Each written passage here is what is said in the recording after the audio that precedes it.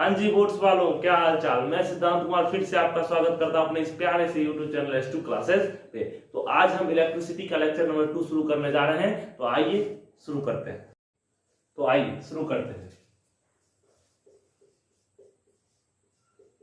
Intensity of electric current.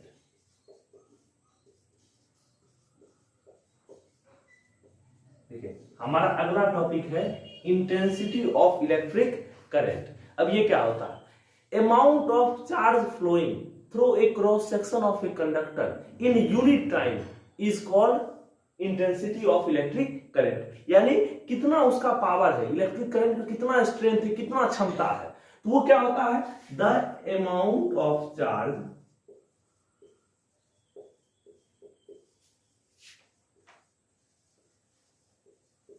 passing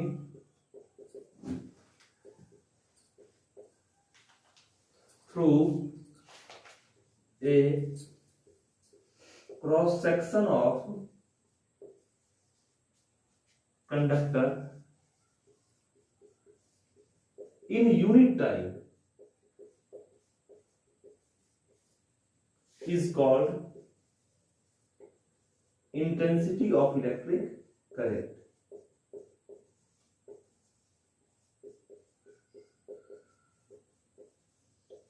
बात समझे? यानी यूनिट टाइम में उससे कितना चार्ज फ्लो कर रहा है वही क्या कहलाएगा? इंटेंसिटी कहलाएगा। और इंटेंसिटी दैट इज आई बराबर हम लोग क्या पढ़े हैं? Q by T. That is I बराबर क्यू बाय टी। ठीक। और अगर हम इसका एसआई यूनिट का बात करें, कल भी हमने इस पर चर्चा किया था। एसआई यूनिट करंट का क्या होता है? एम्पियर। और उसको डिनोट किससे करते हैं? ए से। तो SI unit of current is ampere and it is denoted by A। तो यहां तक क्लियर? इंटेंसिटी क्या होता है? The amount of charge passing through a cross section of conductor in unit time is called intensity of electric current. और वहां से उसका फॉर्मूला क्या हो गया? I is equal to Q by T। SI unit क्या होता है उसका? एम्पियर। और उसको किससे डिनोट करते हैं? A से। तो यहां तक कोई दिक्कत? हर एक फॉर्मूला पर आपको न्यूमेरिकल्स करवाएंगे, घबराने की बात नहीं है। जितने फॉर्मूला करा रहे हैं उसको टिक मारते चलिए। हर फॉर्मूला पर आपको 2 से 3 न्यूमेरिकल्स करवाएंगे। ठीक।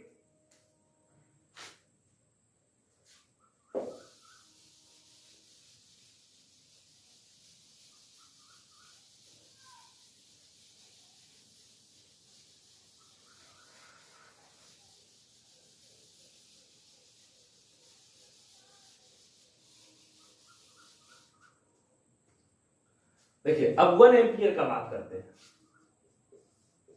1 एम्पियर क्या होता है? 1 एम्पियर क्या होता है? If 1 coulomb of charge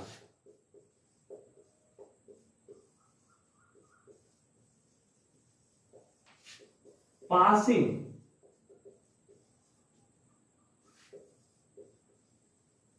through a conductor in 1 second, then the current will be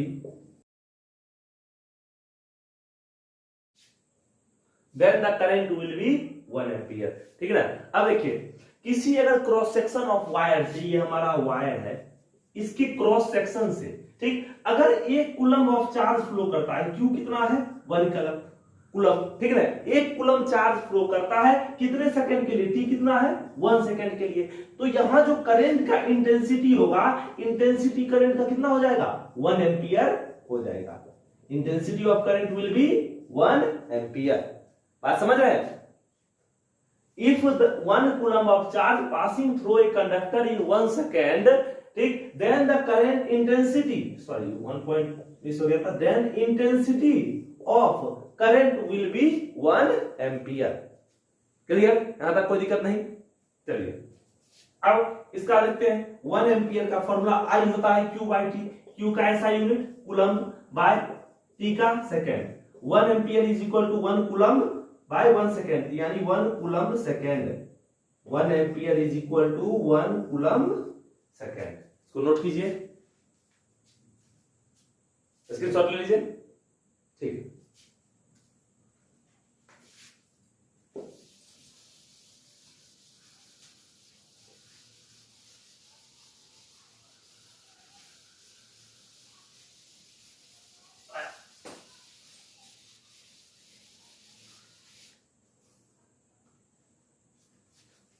अब देखिए, अगर चार्ज हमको निकालना है, अगर हमको चार्ज निकालना है, यानी अगर हमको क्यू निकालना है, तो उसके लिए क्या होता है, उसके लिए हम लोग क्या कर सकते हैं, अगर हमको क्यू निकालना है तो यहां से हम लोगों ने फॉर्मूला पढ़ा था I is equal to Q by T. तो यहां से अगर हमको क्यू निकालना है तो क्यू बराबर यहां से क्या हो जाएगा, आई टी।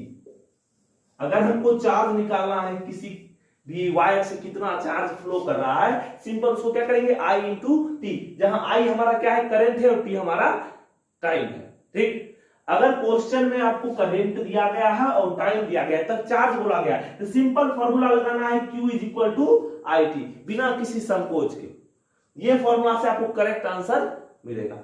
अगर क्वेश्चन में Q और T दिया गया, आपसे करंट पूछ दिया, I इज इक्वल टू आपको क्या लगा देना है, Q बाय T लगा देना है। समझे? अब यहां से बात करते हैं चार्ज का ऐसा यूनिट का, ऐसा यूनिट ऑफ चार्ज। तो 1 कूलम जो चार्ज होगा, फॉर्मूला देखिए, I इंटू टी। तो I करंट किस में होता है, एम्पियर में, 1 एम्पियर इंटू टाइम कितना होता है, सेकेंड, 1 सेकेंड। तो यहां से क्या आ गया, 1 coulomb is equal to 1 ampere second. भूलिएगा नहीं, 1 coulomb is equal to 1 ampere second. बात समझ में आ गया? चार्ज क्यू का फॉर्मूला क्या था, ओरिजिनल फॉर्मूला है I is equal to Q by T, rate of flow of charge is called current. यहां से Q अगर निकालना है, क्या आ गया, I इंटू टी। अब इसका अगर ऐसा यूनिट का बात करें तो Q तो कूलम में होगा, इधर क्या आ जाएगा, 1 एम्पियर 1 सेकेंड। तो यहां 1 कूलम बराबर 1 एम्पियर इंटू सेकेंड। किसी को कोई दिक्कत, समझ में आया? स्क्रीनशॉट लेके इसको नोट डाउन कीजिए। ठीक,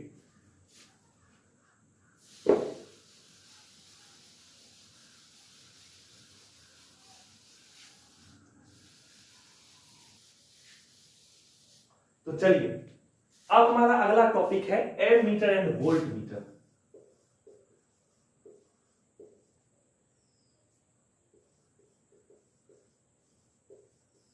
एमीटर एंड वोल्ट मीटर। देखिए, इन दोनों का डिफरेंस हम साथ में लेके चलेंगे। पहला पॉइंट एमीटर के लिए कि ये क्या मेजर करता है, इट मेजर्स द strength और इंटेंसिटी ऑफ इलेक्ट्रिक करंट।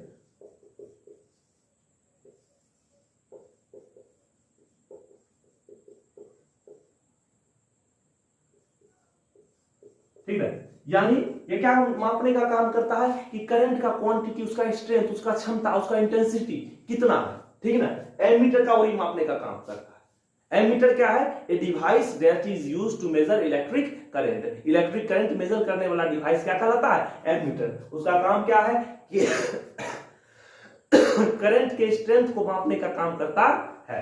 अब यही वोल्ट मीटर में पहला पॉइंट क्या आएगा, इट मेजर्स द पीडी, यानी पोटेंशियल डिफरेंस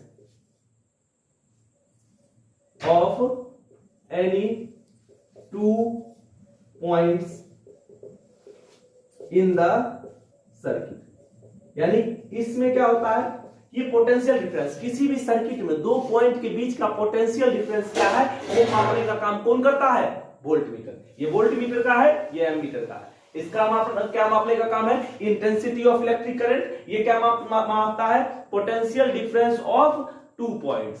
समझे? अब यहां पर बात करते हैं इसका। अब इसको जब कनेक्ट करेंगे उस सर्किट में, तो ये कैसे कनेक्ट होगा, it is connected in series. It is connected in series. आगे चल के हम लोग पढ़ेंगे कॉम्बिनेशन, सीरीज कॉम्बिनेशन और पैरेलल कॉम्बिनेशन। अभी तो बस याद रखिए कि इसको हम लोग कैसे कनेक्ट करेंगे सर्किट में। इसको जो हम लोग कनेक्ट करेंगे वो सीरीज में कनेक्ट करेंगे। और ये क्या होता है, it is connected in parallel. It is connected in parallel. ठीक ना? तो एमीटर को सीरीज में कनेक्ट करेंगे उस सर्किट में, और वोल्ट मीटर को पैरेलल कनेक्शन में उसमें कनेक्ट करना है। तीसरा पॉइंट, सिंबल। एमीटर का सिंबल क्या होता है? सिंबल ऑफ एमीटर इज ये है एमीटर का सिंबल, ठीक। अब वही वोल्ट मीटर का सिंबल क्या है? वोल्ट मीटर सिंबल, तो यही 3 पॉइंट दोनों का है कि एमीटर क्या मापता है? Intensity of electric current. Volt meter क्या मापता है? Potential difference between 2 points in the circuit. इसको कैसे कनेक्ट करते हैं? इसको सर्किट में सीरीज में कनेक्ट करते हैं और इसको सर्किट में पैरेलल में कनेक्ट करते हैं, ठीक। इसका सिंबल ए है, इसका सिंबल क्या है? वी। तो कहीं पर भी सर्किट में आपको अगर वी दिखाई दिया जाए तो मतलब वो क्या है? मतलब क्या है? वो वोल्ट मीटर है। अगर ए है तो ए क्या होता है? एमीटर। तो एमीटर वोल्ट मीटर, उम्मीद है कि आप लोग का क्लियर हो गया होगा, कोई डाउट नहीं होगा। चलिए मिटाने का काम करते हैं। हाँ, सब लोगों ने लिख लिया? मिटा दे। चलिए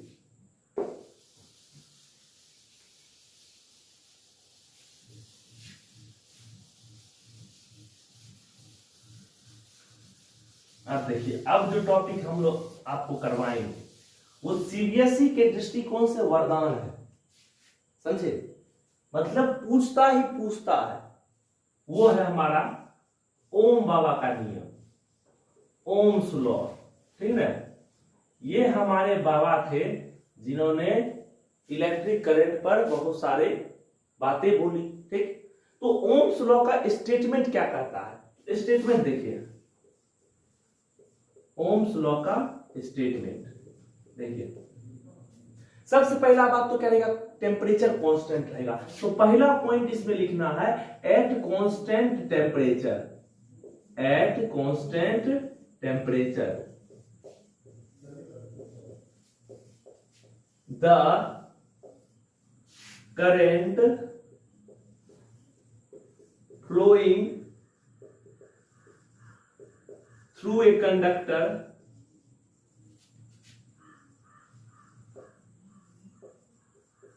is directly proportional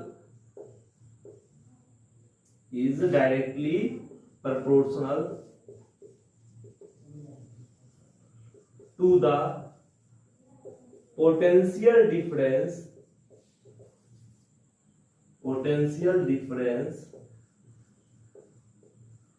across its ends।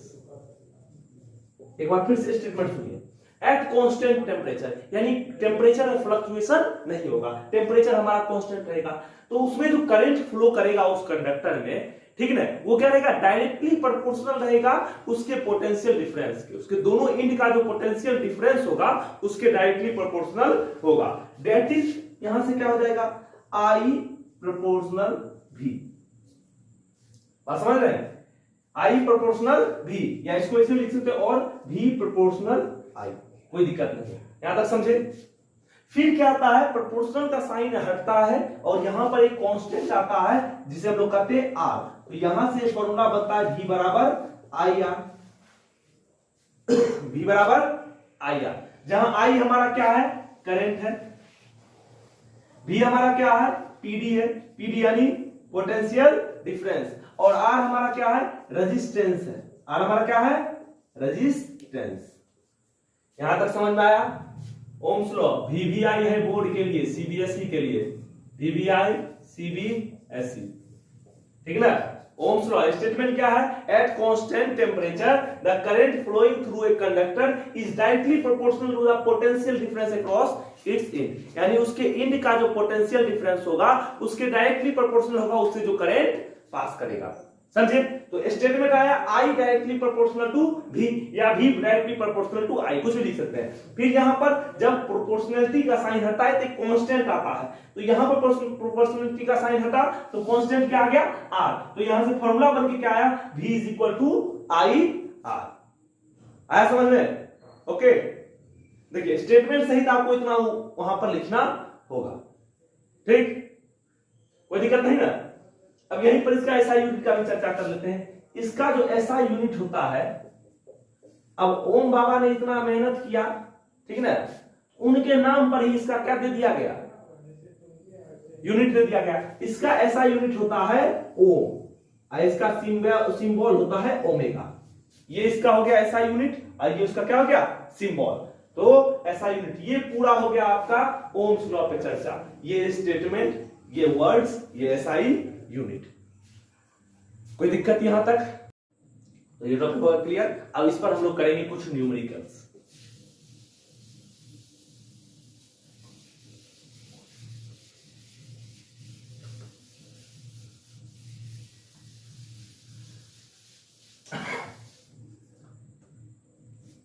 तो यहां पर हमारा न्यूमेरिकल्स आ गया। देखिए, if 0.4 ampere of current flows through a bulb for 3 hours, calculate the charge. तो हमको निकालना क्या है, पहले क्वेश्चन हमने आपको बताया था कि न्यूमेरिकल्स में क्या करना है, पहले जो दिया गया उसको लिखना है। तो पहले क्या दिया गया, करंट दिया गया, यानी I बराबर आपको मिल गया 0.4 एम्पियर। कोई दिक्कत यहां तक नहीं। फिर अब हम टाइम की बात करते हैं। फिर ये क्या है आपके पास, टाइम। T बराबर क्या है, 3 आवर्स। T बराबर क्या है, 3 आवर्स। अब इसको एसआई यूनिट में कन्वर्ट करना पड़ेगा, इसको सेकेंड में लाना पड़ेगा। सेकेंड में लाने के लिए क्या करेंगे, 3 इंटू 60 इंटू 60। ये किसमें आ गया, सेकेंड में आ गया। अब देखिए, फॉर्मूला हम लोगों ने क्यू वाला पढ़ा था, उस समय बताए थे हमने आपको कि क्यू बराबर क्या होता है, आई इंटू टी। ये हमारा फॉर्मूला था, जहां से क्यू बराबर, अब आई कितना है 0.4 एम्पियर, ठीक, इंटू टी कितना है 3 इंटू 60 इंटू 60, ठीक। अब ये हटेगा, नीचे आएगा 0, 1 0 से 1 0 कैंसिल, तो 60 0 से 1 0 कैंसिल, तो 66 360 इंटू 3 10 8 4 इंटू, यहां से आ जाएगा 4320 कूलम। तो यहां से आपका आंसर आ गया 4320 कूलम। तो यही हमारा क्या हो गया आंसर, यानी कितना कूलम चार्ज वहां से फ्लो करेगा। तो चलिए बढ़ते हैं अपने अगले क्वेश्चन की तरफ। तो आइए हमारा दूसरा न्यूमेरिकल। पहला, एक current of 2.5 milli ampere flows in a circuit when 12 volt battery is connected across a resistor, find the resistance. अब देखिए, जहां पर भी रेजिस्टेंस का जिक्र होगा, सिंपल वहां पे समझ लीजिए, वहां ओम्स लॉ का फॉर्मूला लगेगा। ओम्स लॉ क्या था, V बराबर आई आर, ठीक। तो यहां पर देखिए, क्वेश्चन में आपके पास V है और क्या है, I है। आपको निकालना क्या है, R। तो यहां से R बराबर क्या आ जाएगा, V बाय I। बस इस फॉर्मूला को यहां पुट करना है। तो पहला तो नियम क्या है कि जो दिया गया है उसको इसे लिख लीजिए। क्या दिया गया है, करंट, यानी I आपको दिया गया है 2.5 मिली एम्पियर। अब मिली एम्पियर है, इसको एम्पियर में लाएंगे, कैसे लाएंगे, 2.5 इंटू 10 टू द पावर -3 कर देंगे तो क्या देगा, एम्पियर में आ जाएगा, ठीक। फिर यहां पे कितना दिया गया है आपका V है आपका 12V। ये आपका क्या हो गया, पोटेंशियल डिफरेंस हो गया। अब हमको क्या निकालना है, रेजिस्टेंस। तो R बराबर हम लोग फॉर्मूला क्या लगाएंगे, V बाय I। R बराबर क्या जाएगा, V बाय I। V कितना है, V देखिए क्वेश्चन में आपका कितना है 12 वोल्ट, Y A कितना है 2.5 into 10 to the power -3 ampere. इससे ये कट गए, कितने बार 2 4 8 5 14, हाँ 4.8, ठीक। और यहां से ये कहां चल जाएगा, ये ऊपर चला जाएगा। यहां से आंसर क्या आ गया आपके पास, 4.8 इंटू 10 टू द पावर 3 ओम। ये रेजिस्टेंस आ गया ओम में। अब 10 टू द पावर 3 किसको शो करता है, किलो को। यहां डायरेक्ट हम लोग लिख सकते हैं 4.8 किलो ओम। ये आपका हो गया final answer, R is equal to. Answer आया, मैच कीजिए। तो चलिए शुरू करते हैं। ये हमारा तीसरा न्यूमेरिकल है, तो ध्यान से पढ़िए। पहले खुद से अटेम्प्ट क्या कीजिए, अटेम्प्ट करिए, बनाइए, वीडियो को पॉज करके। अब बाद में जब हम बनाए उसके बाद अपना आंसर मैच कीजिए और कमेंट सेक्शन में बताइए कि सर कितना क्वेश्चन आपने सही अटेम्प्ट किया, ठीक। तो चलिए शुरू करते हैं। यहां पर देखिए, इसमें आपको क्या दिया गया है, आपको पोटेंशियल डिफरेंस यानी V दे दिया गया है। V आपके लिए कितना है 220 वोल्ट, ठीक। यहां तक समझ में आया। अब देखिए, फर्स्ट केस के लिए अगर हम लोग बात करते हैं, फर्स्ट केस में आपको क्या दिया गया है, R दिया गया है, क्या दिया गया है R, जो कि कितना है 1100 ओम। अब क्वेश्चन में आपको क्या करना है, करंट निकालने के लिए तो R का जो है जिक्र होगा क्या लगेगा, ओम्स लॉ लगेगा। ओम्स लॉ के हिसाब से क्या अगर I निकालना है तो I इज इक्वल टू होता है V by R। I is equal to क्या होता है V बाय R। V कितना है 220 वोल्ट और R कितना है 1100 ओम। 1 0 से 1 0 मर गया, यहां से आ गया 11 10 जा 11 2 जा 2 बाय 10, यानी यहां से आ गया 0.2 एम्पियर। फर्स्ट केस में करंट कितना आया 0.2 एम्पियर। अब वही दूसरे केस में चलते हैं। दूसरे केस के लिए भी V हमारा वही रहेगा, यानी V बराबर कितना हो जाएगा 220 वोल्ट। लेकिन इस केस के लिए रेजिस्टेंस कितना है, यानी R कितना है आपका 110 वोल्ट 110 ओम, सॉरी